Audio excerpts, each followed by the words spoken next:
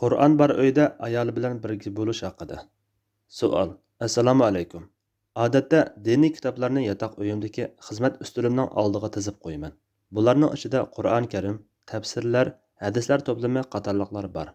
Bu yotoq uy bo'lgandan keyin ayolimiz bilan birga bo'ladi ekanmiz. Ba'zida Qur'on Karim bor yerda birga bo'lganға ko'nglim bir qismi bo'lib qoladi. Ba'zida boshqa uyga olib chiqib qo'yaman. Lekin davomli unda qilib bo'lg'ili bo'lmaydi ekan.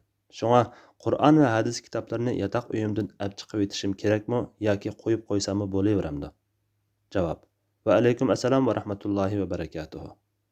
Barliq hamd sana Janobi Allohga bo'lsin. Shundaqla payg'ambarimizga, oila tavobatlarga va uningga toki qiyomatgacha ergashganlarga durud salomlar bo'lsin.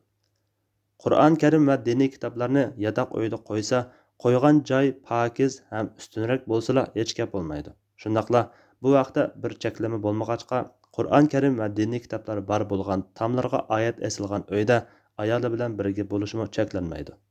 Bir kishi Ibn Abbas radhiyallohu anhudan Qur'onni ayolim bilan birga bo'ladigan, ehtilom ko'radigan va tarlaydigan ko'rbining ustiga qo'ysam bo'lamdi deb so'raganda u ha deb javob bergan. Olimlarning fatvolaridan mundaq kelgan. Yo'galgan Qur'on bor uyda ayoliga yaqinchilik qilish joiz.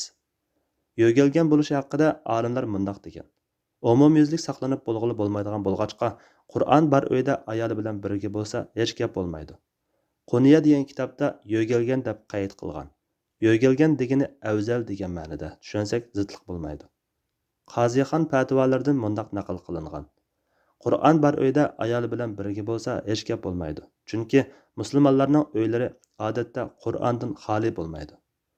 Alloh eng to'g'risini bilguchidir. Fatvoda Dr. Abdul Aziz rahmatulloh. Fatvolar majmuasi 2-tom. 106 numberlik fatvo.